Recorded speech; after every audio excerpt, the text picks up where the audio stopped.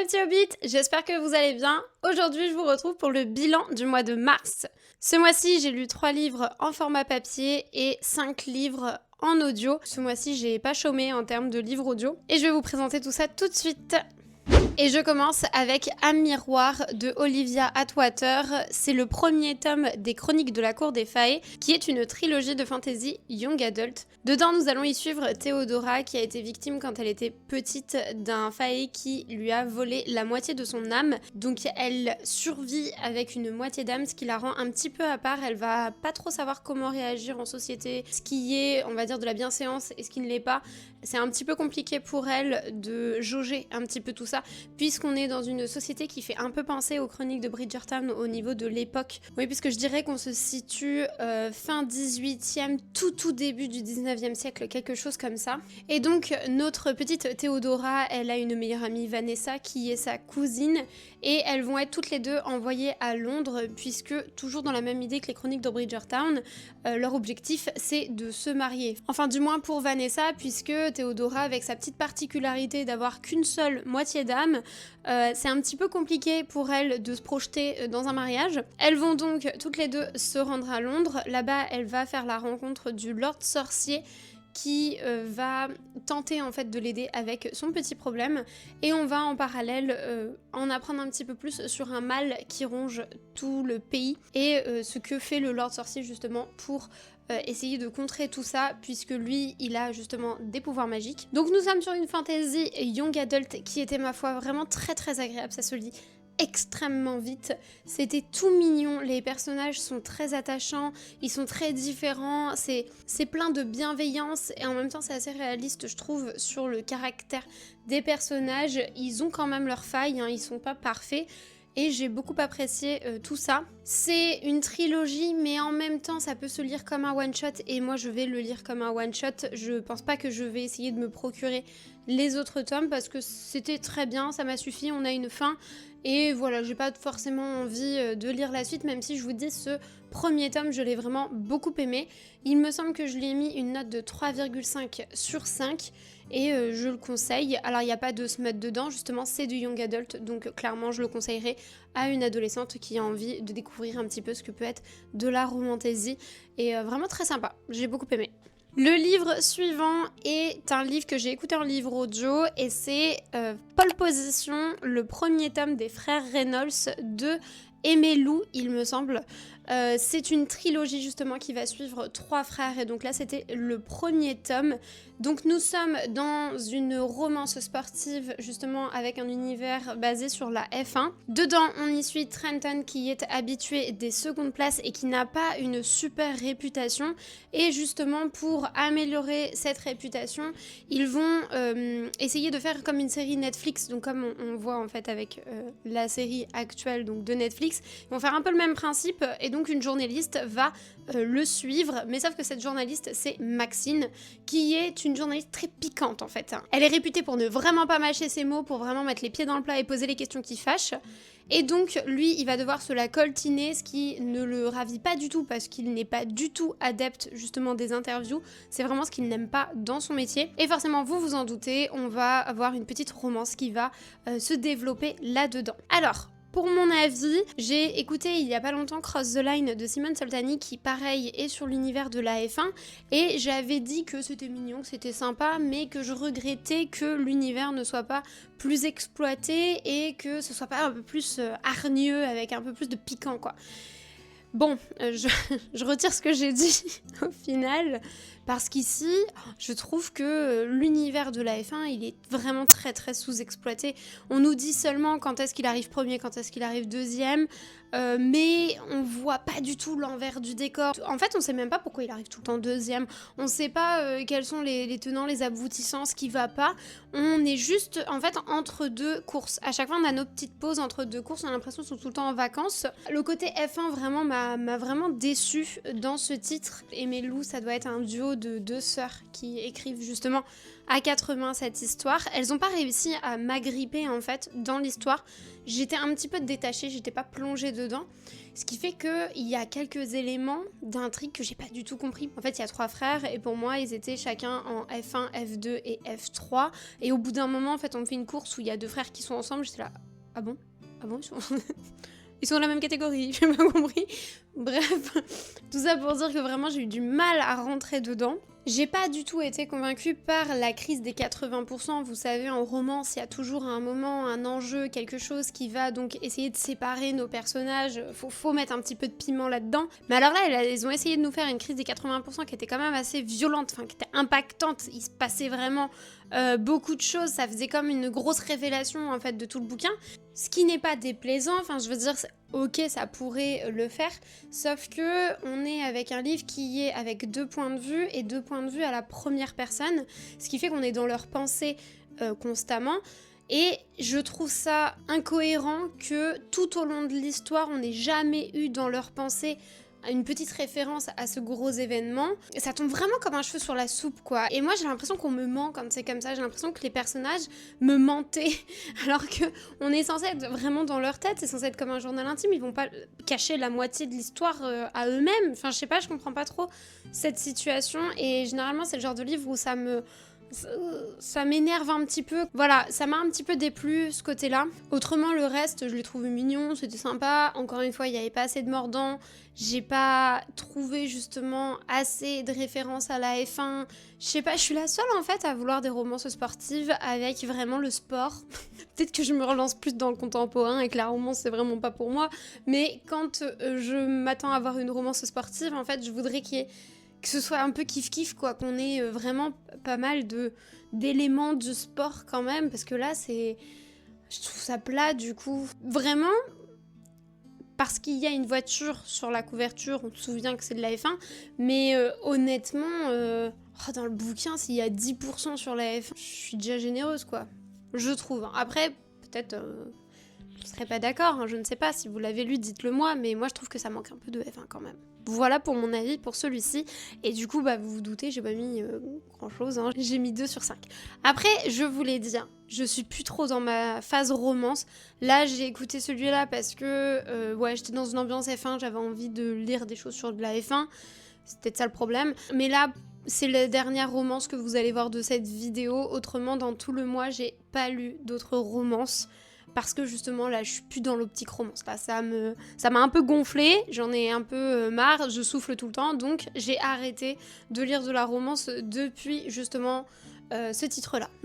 Le livre suivant, je l'ai également écouté en livre audio et c'est Cathy de Michael McDowell. Je suis un peu tombée par hasard en fait dessus, justement, je sais que je veux lire Blackwater, je l'ai mis dans ma pile à lire de l'année et quand j'ai vu sur Nextory qu'ils avaient quelques titres justement de Michael McDowell, je me suis dit pourquoi pas, tiens on va tenter. Donc je savais pas du tout à quoi m'attendre et je ne savais même pas dans quelle catégorie en fait le mettre, je savais pas si c'était un contemporain ou autre et finalement je le classerais en thriller je pense. Nous y suivons Philomena Drax qui est une jeune fille habitant avec sa maman et elles ont des petits problèmes d'argent, elles ont du mal à boucler la fin de mois et un jour elles reçoivent une lettre donc du grand-père de Philomena qui les avait totalement reniés quand sa fille avait décidé de se marier avec son amour et pas avec la personne qui lui avait désigné. Donc il avait coupé les vivres, il avait coupé les ponts et là maintenant il reprend contact avec elle en leur disant que il a besoin de leur aide et notamment de l'aide de Philomena puisque son fils est mort, le laissant avec sa belle-fille, son nouveau conjoint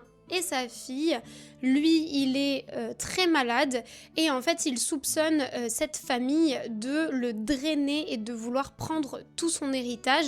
Donc, il sent que ça va pas le faire pour lui, que c'est pas une situation en fait qui est saine. Il va demander à Philomena de venir pour lui apporter son aide, puisqu'il a besoin en fait de faire dégager en fait cette famille, hein, clairement. Et donc, elle va accepter et elle va le rejoindre. Et justement, dans cette famille, on va avoir la jeune fille qui n'est autre que l'Akati en question. Comme je vous disais, je pense qu'on peut parler de thriller. En tout cas, c'était un roman qui était très très palpitant. On est dans l'âge d'or américain et je trouve que c'est hyper bien retransmis, tout ce côté manque d'argent. On parle très fréquemment en fait de l'argent qu'elle arrive à réunir, de comment elle s'en sort, de toute vraiment sa vie, mais d'un côté logistique en fait, pas uniquement de ses pensées. Je trouve que c'est hyper bien retransmis. L'écriture, elle est vraiment très très fluide. En tout cas, ça se lit super bien. J'ai adoré justement la plume de Michael McDowell.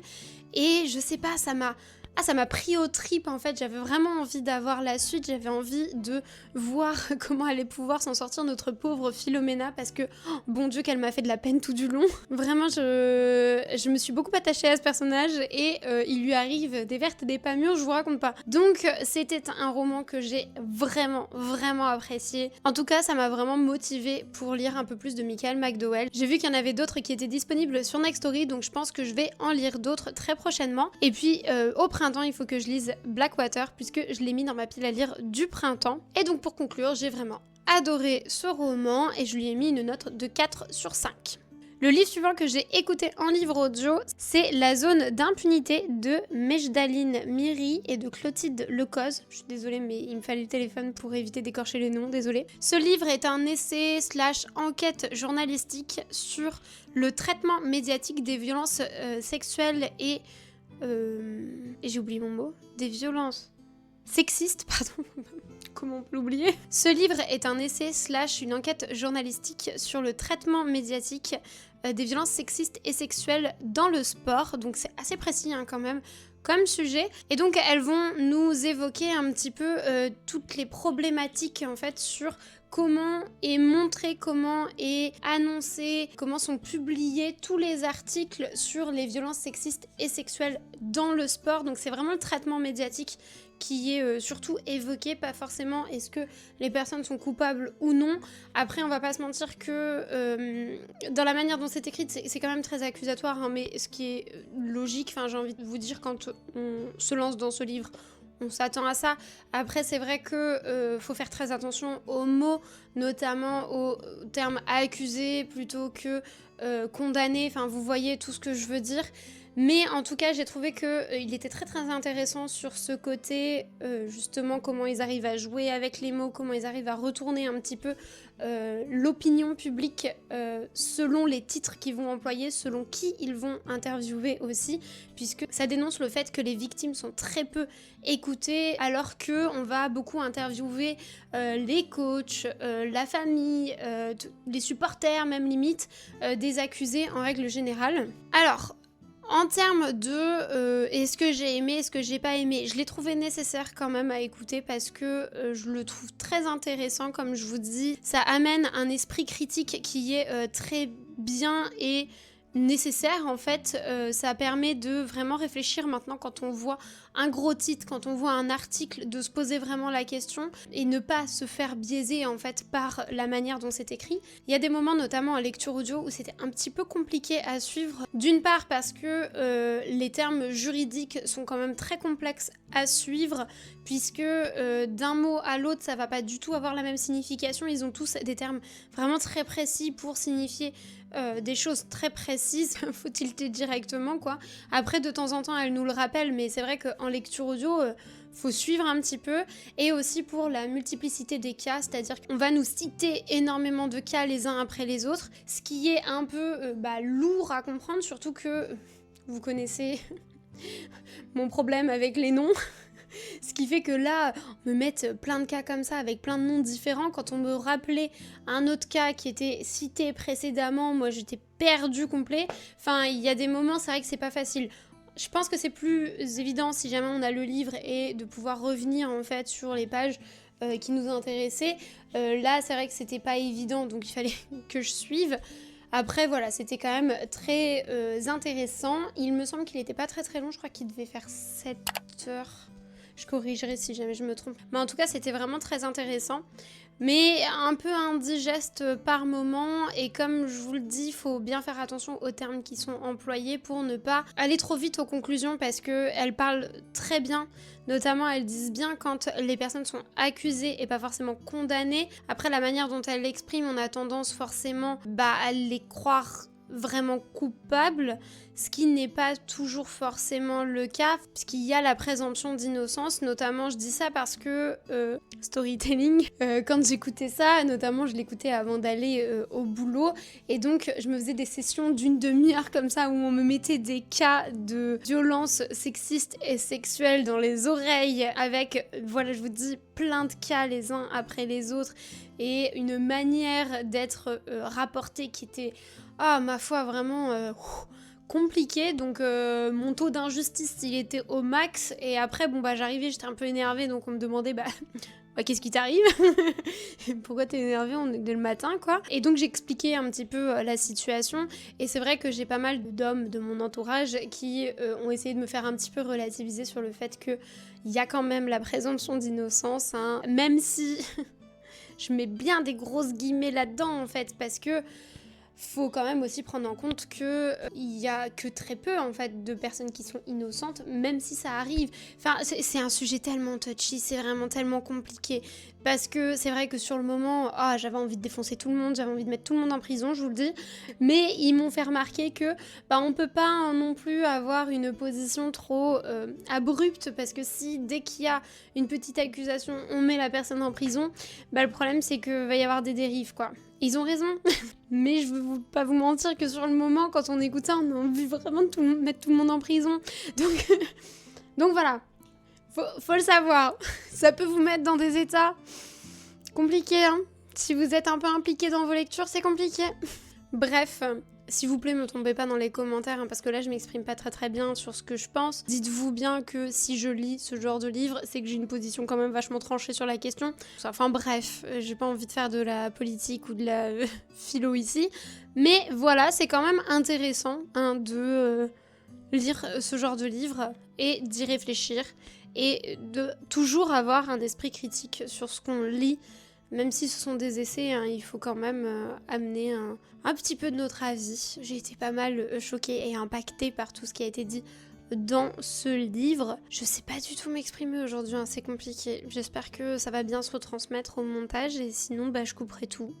Et donc j'ai mis au livre une note de 3,5 sur 5, pas pour son contenu, mais plutôt sur la densité et sur le côté plaisir de lecture, on va dire. Il n'était pas des plus agréables à lire, des plus faciles à lire, je trouve. C'est vulgarisé, vous inquiétez pas, c'est pas que des termes juridiques, mais j'aurais peut-être aimé qu'on prenne un petit peu plus le temps sur certains points pour un peu mieux expliquer. J'aurais aimé que ce soit un peu plus vulgarisé encore, je trouve. Donc c'est pour ça que j'ai mis 3,5.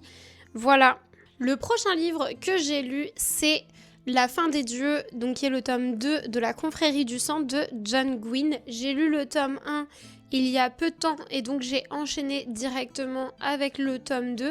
Déjà, premier point, il y a au début de ce tome un résumé spoilant, plus un lexique des personnages, plus un lexique des mots utilisés dans l'univers donc de la confrérie du sang, ce qui est ultra appréciable et donc qui va me permettre d'attendre avant de lire le tome 3, puisque on est sur un livre dans l'univers viking, dans une fantasy viking, donc moi j'ai plutôt envie de le lire en hiver, parce que dedans il y a pas mal de neige, tout ça, donc ça va pas trop être le moment, là on est au printemps. Je vais vous faire un résumé donc du tome 1 pour ne pas vous spoiler ce tome 2. Donc pour le tome 1, nous sommes toujours, comme je vous le disais, dans une fantasy nordique. Les dieux sont morts, mais ils ont laissé leur descendance, que l'on appelle les corrompus, qui sont justement des personnes avec du sang de dieu dans leurs veines. Les dieux, en fait, ils ont chacun un animal. Donc là, notamment, on y voit Fenrir, là, ici, donc qui est le dieu loup. On a la déesse dragon, celle qui est l'aigle, etc., etc.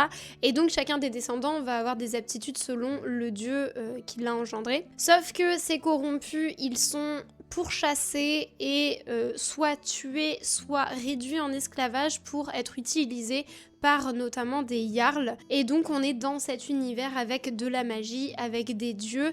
C'est un univers, donc comme je vous le disais, viking, qui est hyper bien dépeint, que je trouve ultra réaliste. Enfin vraiment l'univers il est banger. Après nous on va suivre 3 personnages en particulier. On va y suivre Orca, qui est une ancienne guerrière qui n'aspire qu'à une chose, une petite vie tranquille avec son mari et son enfant, sauf qu'elle va être obligée de retourner au combat. On va également y suivre Elvar, qui est une jeune guerrière qui fait partie des chiens de guerre, qui sont justement un groupe de mercenaires qui pourchassent des corrompus pour pouvoir les vendre et du coup survivre. Et on va également y suivre Varg, qui est un ancien esclave qui veut venger la mort de sa sœur en retrouvant donc son assassin, et pour cela il va chercher l'aide d'une sorcière Sirde qui peut justement déterminer qui a tué sa sœur. Et pour ça il va réussir à intégrer la confrérie du sang qui possède justement une sorcière Sirde qui pourrait l'aider. Et donc on va suivre ces 3 personnages là qui sont ultra attachants, et dans ce tome 2 on va avoir de nouveaux points de vue qui vont correspondre à des personnages que l'on a rencontrés dans le tome 1. Ce qui est très intéressant également dans cette fantasy, c'est que, comme dans tout monde de fantasy, on a différents camps, on a différentes personnes qui se combattent, qui sont pas forcément d'accord, qui n'ont pas forcément les mêmes ambitions. Et là, on va suivre des personnages qui appartiennent à différents bords. On va vraiment voir leur point de vue et se rendre compte qu'en fait, ils sont pas forcément du même côté de la guerre, et les deux vont être tout aussi attachants. Donc moi, j'ai qu'une seule peur, c'est qu'ils se rencontrent. Mais voilà, on va avoir vraiment des différents types de personnages, comme je vous le dis. Ils sont tous ultra attachants. Il y en a qui sont un peu moins attachants, notamment dans ce tome 2. Mais en même temps, ils sont très bien construits. Et c'est pas plus mal aussi d'avoir, on va dire, un peu comme ça, des anti-héros, des personnes qui sont là juste pour survivre, qui n'ont pas forcément de camp, qui ne sont pas forcément des personnes bienveillantes, qui veulent le bien autour d'eux, qui veulent juste survivre, en fait, qui sont un petit peu égoïstes.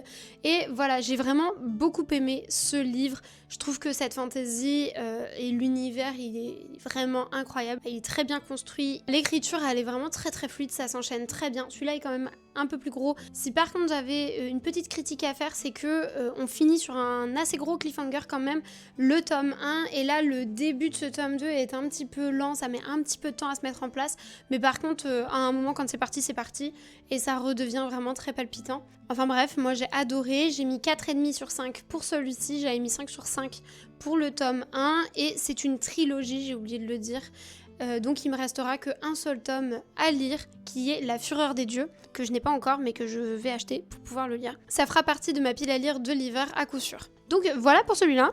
Le prochain livre que j'ai lu en papier, c'est Apprentice to the Villain de Anna Nicole Mehrer, qui est le second tome de Assistant to the Villain. Je vais vous faire le résumé du premier tome.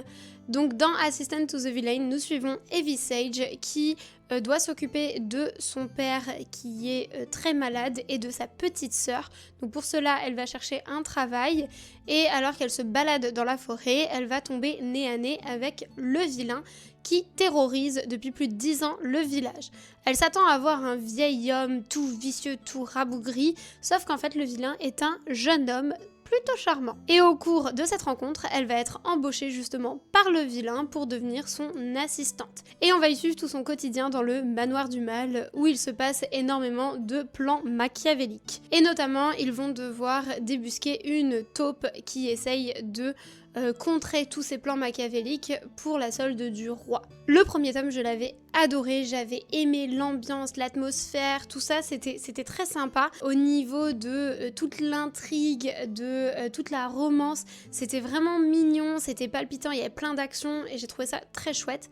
Ce tome 2 m'a un peu moins convaincue pour plusieurs choses. Déjà, la première, c'est qu'au niveau du rythme, au niveau de l'action, il se passe quand même beaucoup moins de choses, c'est un petit peu répétitif, on a l'impression de pas trop avancer, en fait, c'est un peu redondant.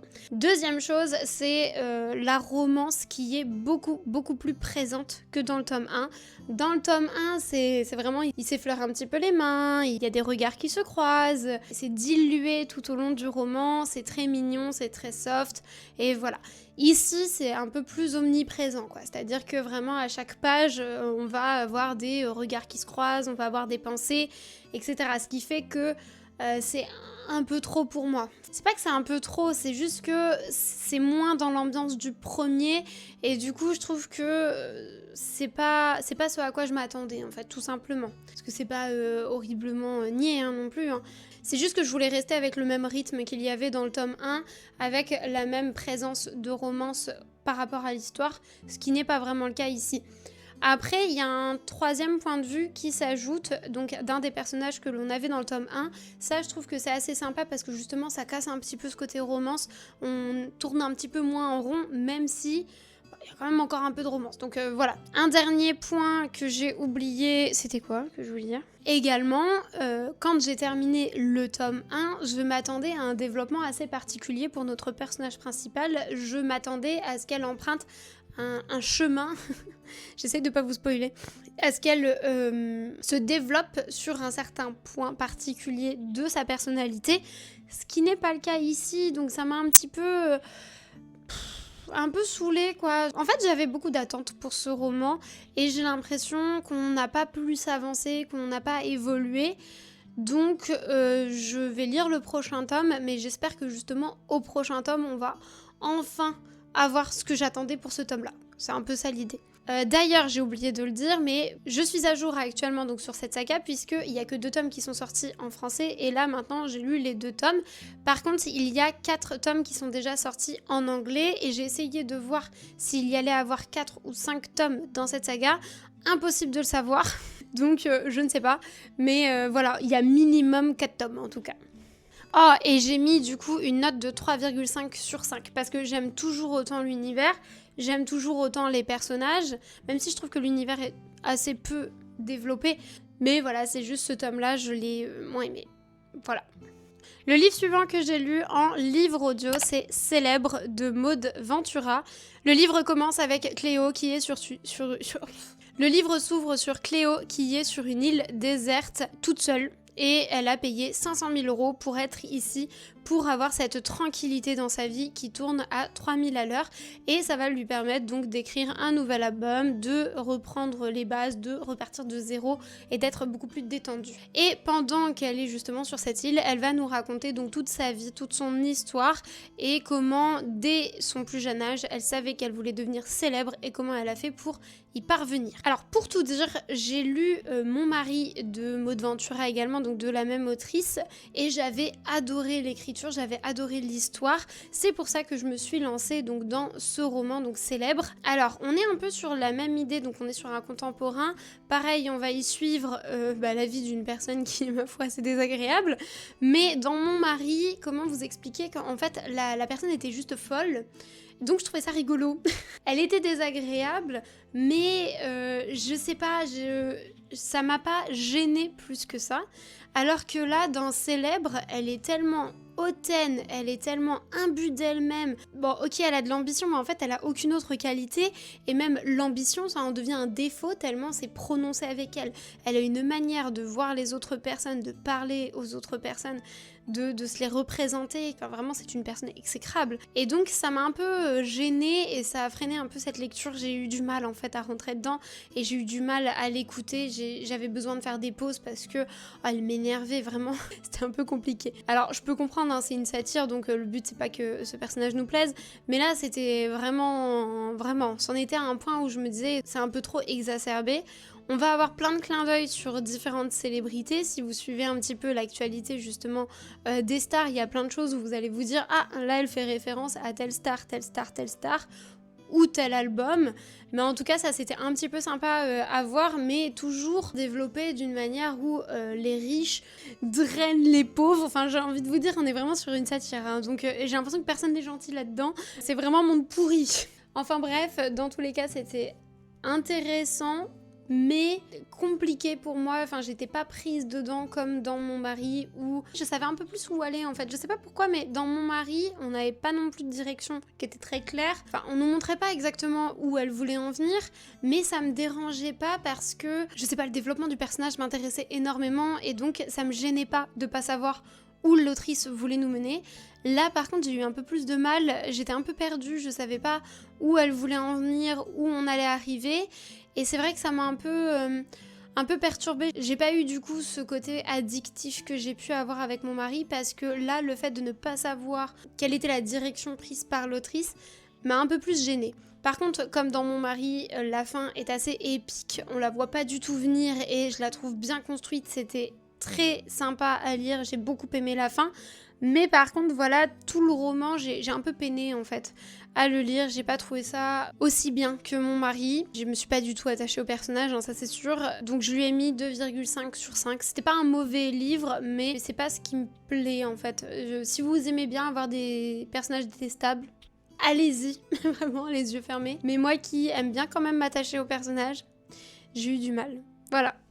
Et le dernier livre que j'ai lu en livre audio, et pas des moindres, c'est Projet Dernière Chance de Andy Weir, je sais pas comment on le dit, qui est un roman de science-fiction qui a maintenant une adaptation cinématographique. Puisque ce livre-là, déjà, j'en ai entendu mais tellement parler dans toute la sphère anglophone, vraiment, c'était le coup de cœur de tout le monde.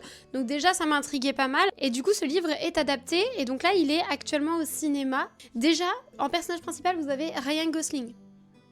Normalement, là, vous êtes déjà convaincus pour aller voir le film, mais je vais vous convaincre davantage, ne vous inquiétez pas, puisque j'ai adoré ce livre. Vraiment, je l'ai trouvé trop bien. Après, je vais quand même nuancer ce que je vais dire, parce que j'ai quand même mis 4,5 sur 5, et pas 5 sur 5. Déjà, le résumé. Nous allons y suivre un personnage masculin qui va se réveiller dans un vaisseau spatial entouré de 2 cadavre momifié. Il sait pas ce qu'il fait là, il n'a aucun souvenir de ce qui s'est passé, de sa vie, de qui il est, et il va essayer justement de se remémorer ce qui se passe et d'essayer d'effectuer sa mission quand même. Et donc on va avoir comme ça son présent, donc ce qui va se passer dans le vaisseau spatial, avec des flashbacks donc de qui il est et de comment il en est arrivé là. Je peux vous dire un petit peu, mais avec les premiers flashbacks, on apprend que Ryland Grace, c'est son nom, est un professeur de physique qui, longtemps auparavant,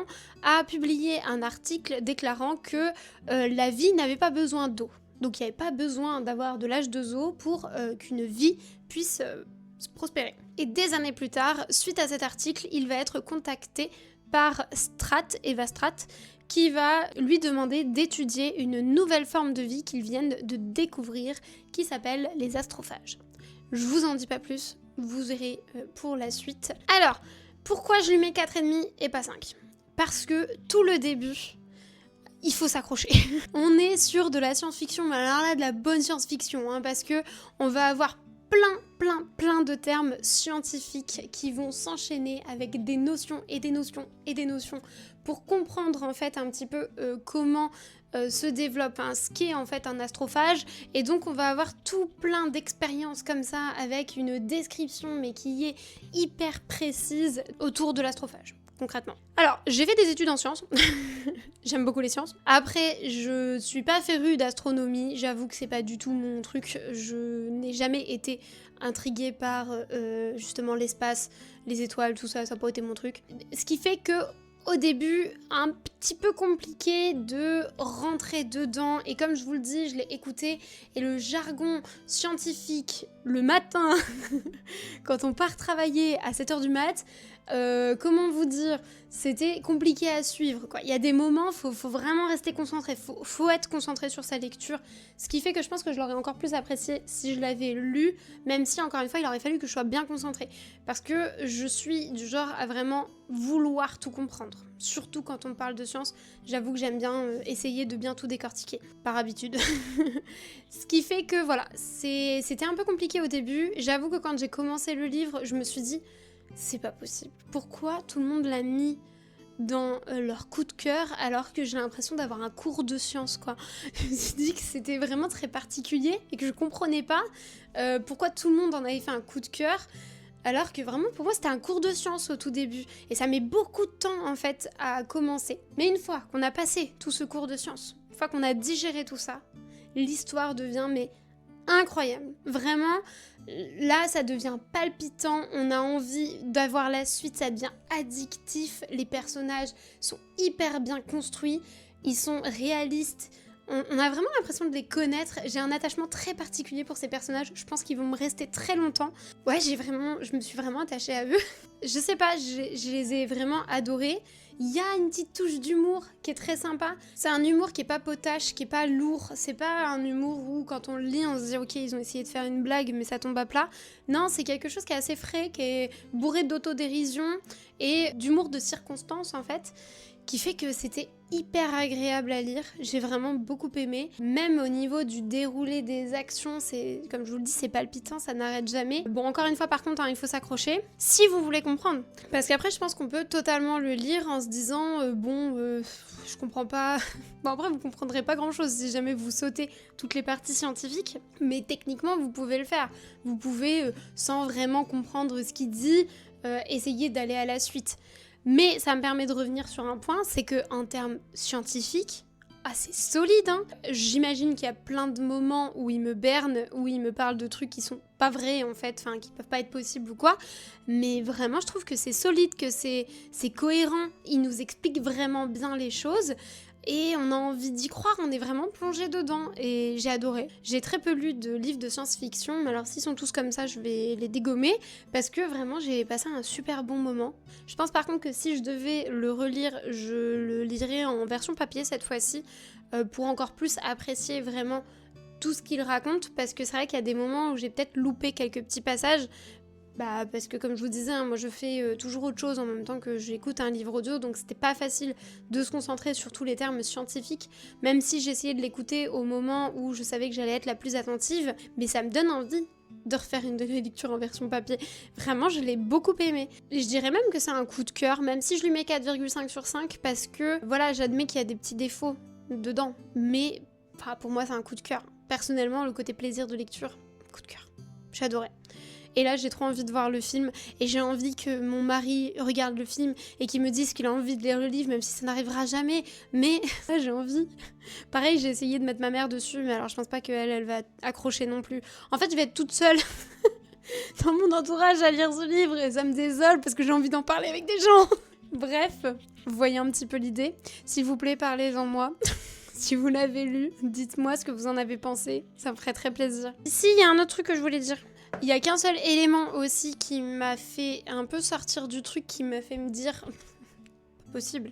Donc il y a quelques petits trucs par contre que j'ai pas trouvé très très réalistes, et notamment les élèves. On nous dit que les élèves de collège agissent d'une certaine manière, ont certaines connaissances. On est plus sur du terminal spé physique hein, quand même, faut se l'avouer.